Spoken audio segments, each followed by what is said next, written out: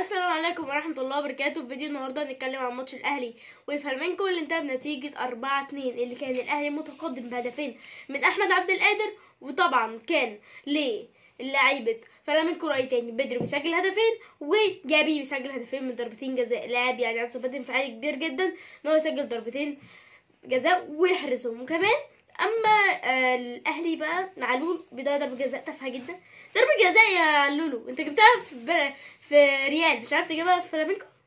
ده ميدالية في، يعني انت دلوقتي بدل ما انت هتبقى موجود بعد ما يخلص ماتش الريال وهلال، انت دلوقتي في طيارتك عشان فلامينكو اللي هيستلم ميداليات.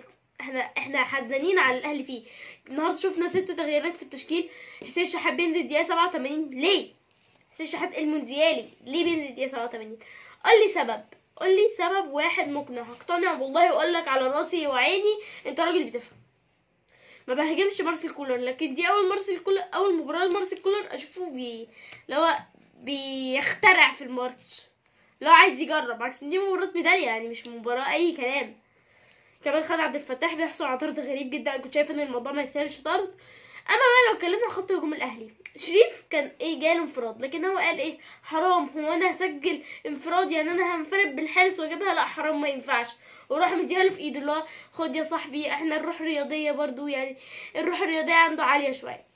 بيرسي ده من رايي ان هو يروح ياخد شنطته من النادي الاهلي ويروح على جنوب افريقيا من مكان ما جبناه، لان هو لاعب في السي في بتاعه، هو لاعب المفروض يبقى في اوروبا. هنا تلاقيه دجاجه فعلا، مفيش اي تشبيه تاني غير ده.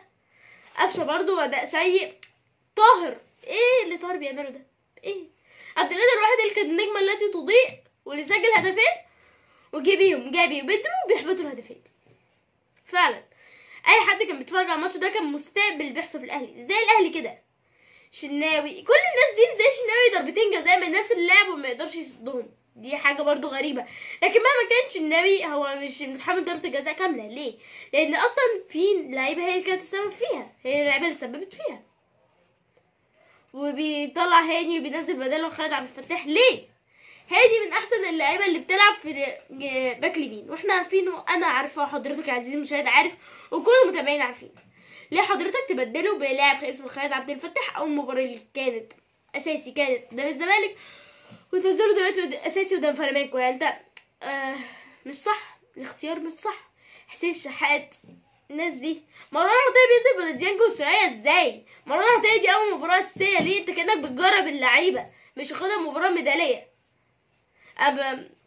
ما بهاجمش مارسيل كولر، لكن مارسيل كولر لازم يفوق، لانك دلوقتي داخل على دوري ابطال افريقيا، ودي بطوله صعبه جدا ولازم تحصل عليها عشان ترضي جماهيرك. جماهير الاهلي ما بتشبعش من البطولات، فياريت هو يحارب على البطوله دي وننسى اللي فات ونقف في صحفه كاس العالم للانديه ولا كأن في حاجه حصلت. وهارد لك لكل اللعيبه، خالد عبد الفتاح الخط طرد، هارد لك كل اللعيبه، احمد عبد القادر، علي معلول، وهاني وطاهر والشحات وشناوي، كل اللعيبه بوصل يعني انا بواسيهم وبحب اوصل لهم الكلمه دي، هارد لك ليكم، انتوا عملتوا اللي عليكم. لكن كان في سوء اختيار من المدير الفني في المباراه الاخيره. اتمنى اكيد فوز الهلال على ريال مدريد، واللي ممكن يبقى صعب شويه لكن كلنا بنتمنى ده.